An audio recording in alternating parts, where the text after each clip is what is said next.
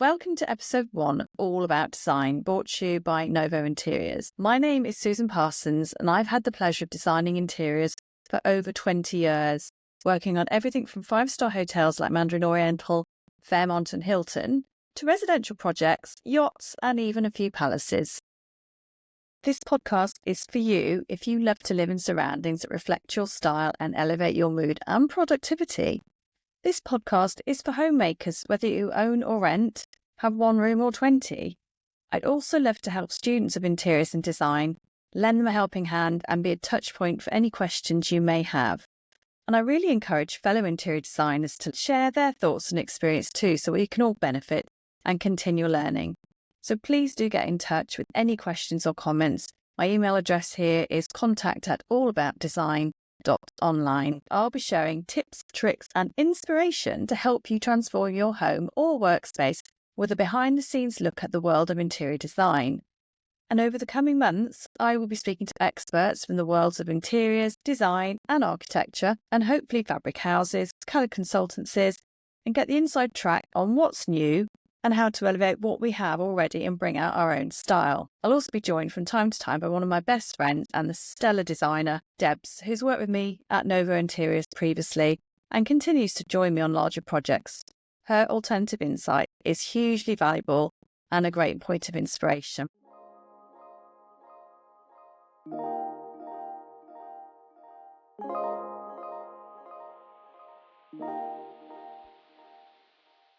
Let's kick off by talking about why I think interior design is a superpower and why I wanted to do a podcast around this subject. We live on this tiny planet spinning around in the solar system, and we've only got a limited time here. So why not live in spaces that reflect who we are? Spaces that nurture us, that make us feel alive. Interior design is the secret ingredient that helps create those spaces. It can have a huge impact on your mood, how you feel, and ultimately your well-being. When you step into your home, you should instantly feel safe, happy, and restored. That's the magic of design. It has the power to turn your home into a sanctuary, a place where you can recharge, be nurtured and inspired, or calmed and restored, so you're ready to face everything that life throws at us. Interior design isn't just about aesthetics. It's about creating environments that suit your soul. And when we get it right, it can enhance your quality of life in ways you never expected or imagined. I passionately believe interior design does far more than it says on the tin. Your home really is like a theatre, stage, or a film set. It should be designed specifically for you and your family. Think about hotels or restaurants. They don't just rely on design for looks, they use it to create an emotional response. Every detail is carefully chosen to wow you, to make you feel something. Of course, your home doesn't have to be a constant showstopper. Not every room has to bombard you and make a statement. When you play with colours, textures, lighting and accessories, you create a space that speaks to you. And that's how you achieve that wow.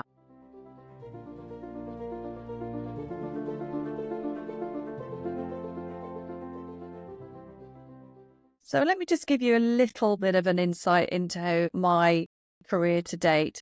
I actually didn't know what I wanted to do at school and became an air stewardess when I left college because I did know I wanted to travel. And that was an amazing experience. And I got to stay in the most beautiful hotels all around the world. And that was what really inspired me, the sights, the colours and the interiors from hotels in the different continents. I started to sort of play around with the interiors of my house and everyone else who knew me, stencils, making curtains or furnishings, just reading loads of interior design magazines.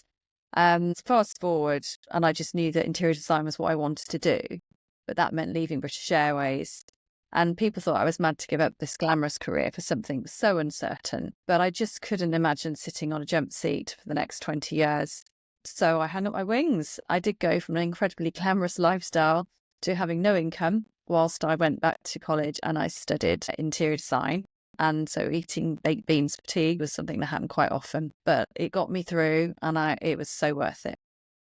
I also knew I needed to get a proper education and a qualification and a well put together portfolio if I was going to go and get a job in one of these fantastic design studios.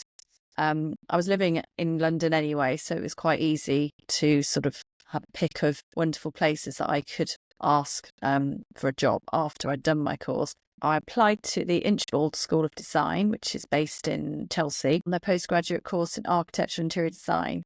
And I went to study there for a year. The job of an interior designer is still, I think, a bit unknown. And some people think it's just about wafting around with a paint chart and throwing some cushions around. And that's about 1% of it. The rest of it, there's so much to learn. There's so much detail. There's so many things that go into making a design look effortless. That's the trick.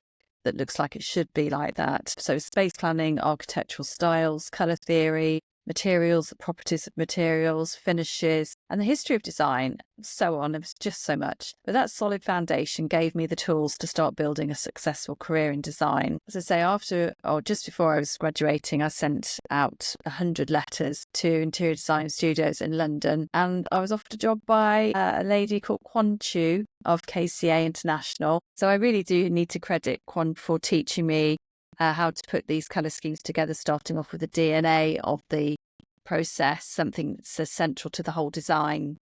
And she gave me my first opportunity in interior design, so I'll be forever grateful. Now, I was putting together designs for projects all over the world: Hong Kong, Dubai, Prague, London, obviously. And for example, projects like the Mandarin Oriental in Prague, where we renovated a 14th, 15th century monastery into a luxury hotel, was one of the first that I worked on. And it was just incredible to see how this old building, which had been empty, I believe, was suddenly transported back into a super glamorous space. So it just makes your heart sing when you have these buildings that have sat there and just have the most incredible architecture, and they've been shut up and ignored for years. To bring them back to life is amazing, and to do justice to them. So integrity in design is such an important thing, that it has to work, it has to not jar, and you know in your heart how you feel when you walk into space, if they've got it right or not. Anyway, fast forward 20 years, and I've been lucky enough to work on lots of luxury hotels, high-end residences, commercial projects. I run my own business now, design studio called Novo Interiors, and I work on both residential and commercial design projects. When I was in the studios in London, I specialised in FF&E, which basically stands for furniture, finishes, equipment, electrics, take your pick. It's basically everything in space that is not nailed down, if you like, but it's obviously all the colour schemes, all the materials, all the lighting. And then you have to put that together. It has to obviously stand up to a commercial environment. Fire retardancy, all those things. But there's many people in the team that you work with. It's fantastic to see how the projects develop, and the opening of these hotels is a wonderful thing.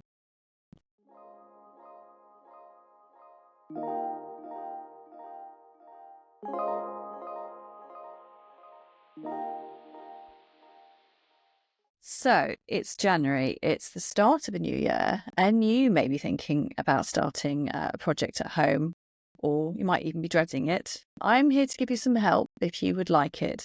I've got lots of experience. You can take or leave my advice, but it might just help steer you in the right direction or away from something, or might just give you a little bit of a light bulb moment occasionally.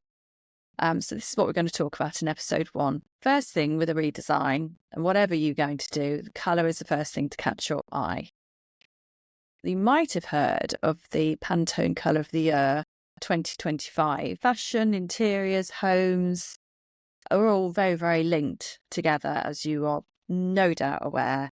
So you might see, for example, the Colour of the Year this year, 2025, by Pantone. They've announced it's called Mocha Mousse, and it's like a warm chocolate coffee colour, almost like a little bit of a metallic look to it. You can imagine it on a lipstick, a nail varnish, but you'll soon see it on so many clothes, shoes, handbags. You'll see it on furniture, artwork. It just will be everywhere, because that's just the link there is always between colour from Pantone announcing it, and it's a global community that decide this colour. So they sort of decide what's going on in the world, and as a global choice, put that idea forward. For me, it's a colour that it's a very calm and cosy colour. I could definitely use it within the schemes.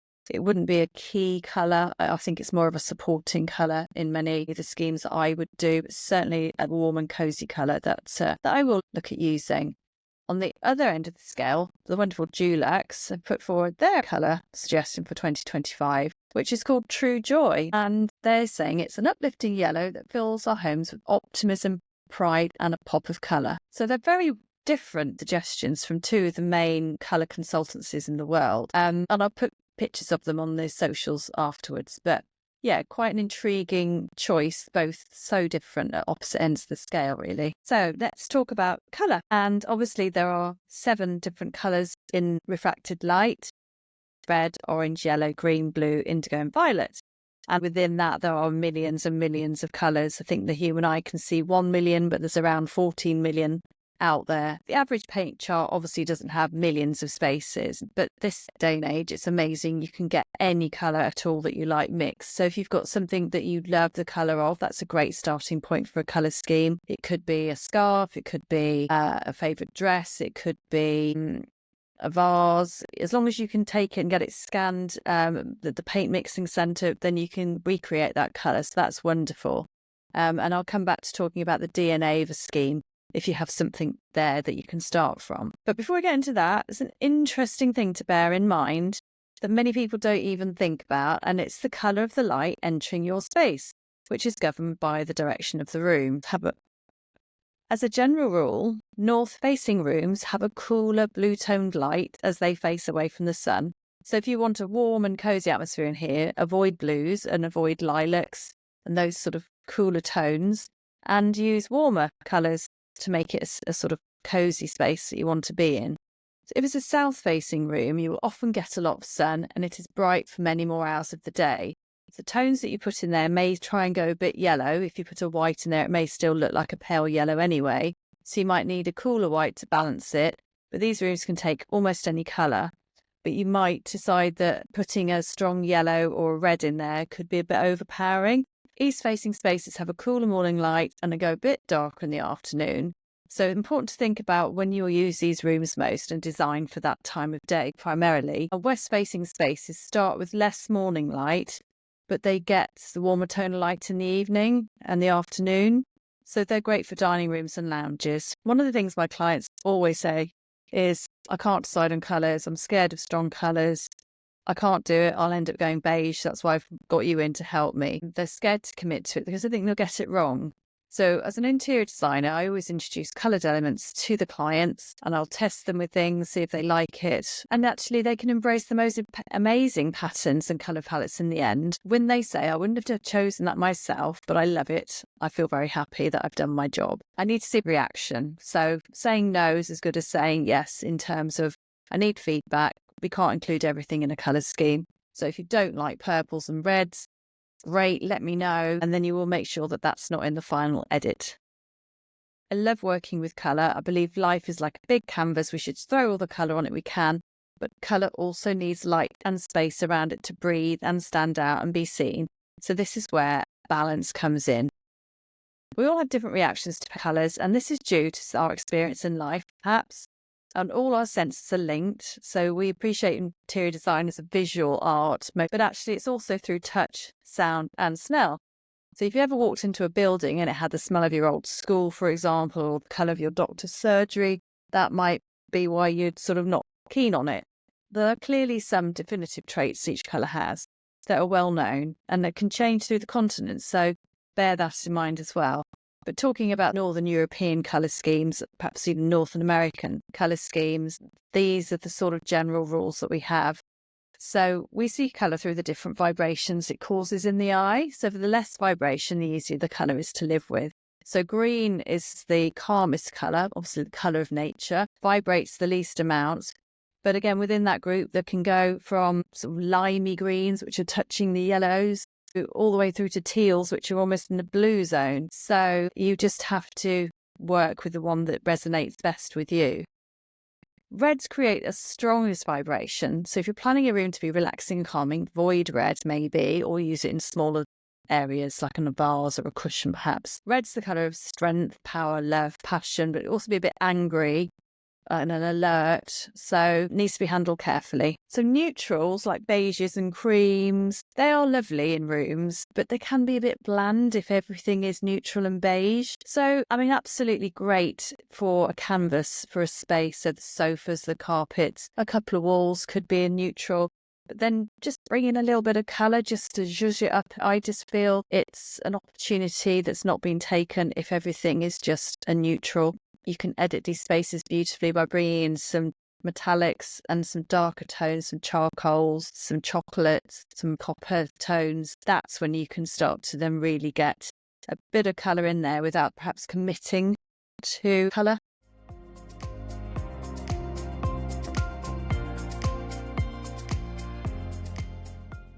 A great way to test out paints is not to put a large splurge on the wall, which takes forever to paint over, but to paint it onto some A3 or A4 paper and then try it into various places around your home that you're going to be considering to paint this colour. And then look at it with different sorts of light, so natural light and electric light and floor lamps, table lamps, whatever's going to be in that space as well, just so you can see it in all the different lights and making sure you like it. There's a 60-30-10 rule that is great to start with if you're a little bit worried about how your project is going to turn out.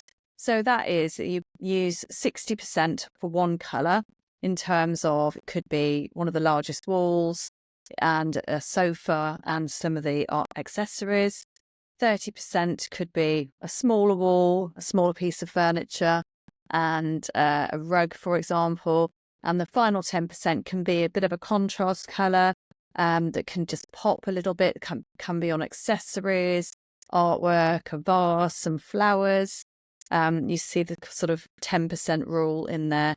I often pop in 2 or 3 different, make it 120% scheme, just because I don't like following rules too much.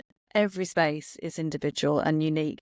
But if you're feeling a little bit anxious about what you're going to put together, that's quite a good rule to follow. So going back to the DNA of a project. So going back to the DNA of a project, the nucleus of the whole thing and how it holds itself together. So when I worked in the design studios in London, if we had a guest room or a spa or a ballroom, we needed something to start from. And it could be a piece of fabric, an architectural detail. So for you, it could be a painting you cherish or a scarf, a pattern, a colour combination you love. This is the DNA. And working with this, you can start to bring in colour and texture and pull in all the elements, the lighting, the fabrics, to back up your central choice. Designs do always go through a process. Many things are considered and often discarded. So you work through to a final edit of what you love. And even then it can change. You've always got to be a little bit flexible, but don't move too far away from what your original scheme was in terms of what your hopes and dreams were for it. Don't let it get too distilled, but also be aware that it is a flexible process. If you don't have a clue, it's absolutely fine. It's often the case. Don't worry. Perhaps take a moment to visit Pinterest or look through some visual images of places that you've loved to visit. What makes you tick? What did you feel drawn to? What colours did you not enjoy? What did you walk away from? That's a great starting point as well. And another interesting thing to consider is, what do you like to wear? If you feel great in pink and orange, but a bit drab in brown and grey, which often we do, then test out these tones and interiors. Start to collect your samples, put them together on a mood board, take them out and about with you if they're not too big, or a picture of them on your phone. And the colour we carry in our minds is not always very accurate. So if you're trying to buy a cushion and you get it home and it's just the wrong shade of green, that will happen. So taking your phone with you and your pictures with you, that will really help. One of the best places though for inspiration, one that I use all the time, is to look at the colour combinations in nature. And these are just amazing and they always work. So for example, our blue hydrangea often has that beautiful green zesty middle, lots of frothy whites and darker greens and beiges around it work beautifully.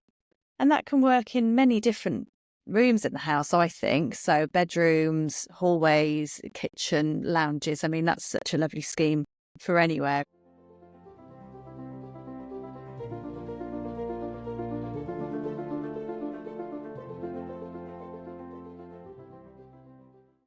Here are a few makeover memos you can easily try out this week.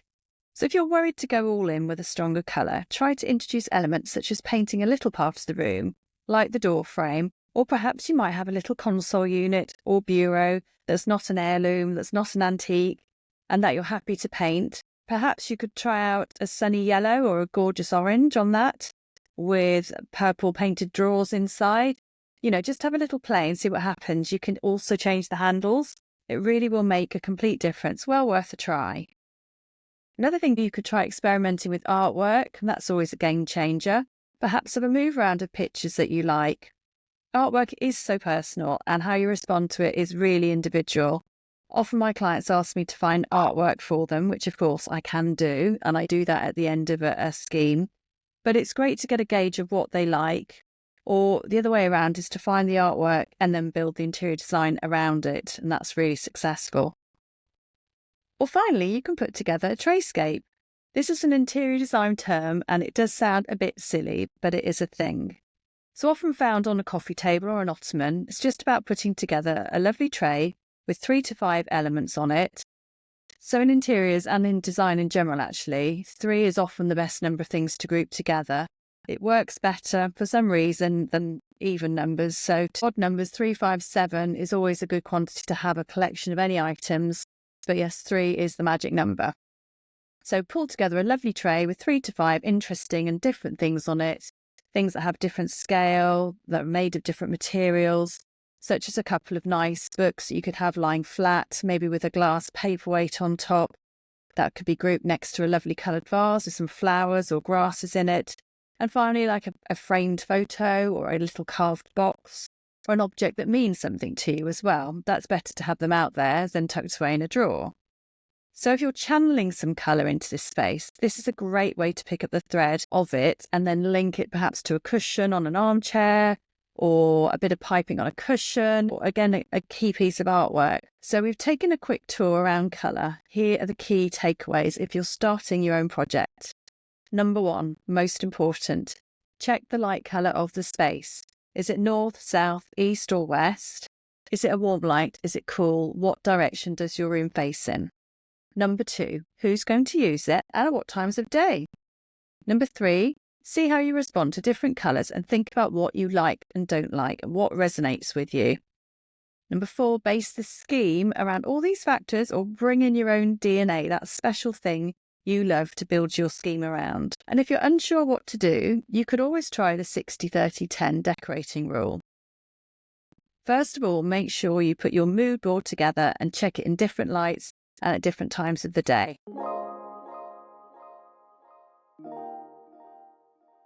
Thank you so much for joining me on episode 1. I'm looking forward to hearing any thoughts you have. Please do send through any questions or topics that you'd like me to cover. You can email me at contact@allaboutdesign.online. I hope this gives you plenty of inspiration for your own design journey. And in episode 2, I'll be joined by fellow designer Debs, and we'll be talking treasure hunting. Think antique shops, charity shops, and more. Plus ways to declutter, lift your mood, and find beautiful storage solutions. And we'll share ideas on taking your interior style outside. Finally, our makeover memos could give you a boost to create a fresh new look. Please could I ask a huge favour? If you've enjoyed this podcast, do tell your friends and share the podcast link on your socials. It would mean a great deal to start growing this little idea into something a bit bigger. And a final word, if you've watched this video as well as just listened to it, please do excuse my hair being up 1 minute and down the next. The editing process is like trying to drive a car without having any lessons. It's been a bit long and painful, but I'm learning. So thanks so much for bearing with me. I'll see you next time.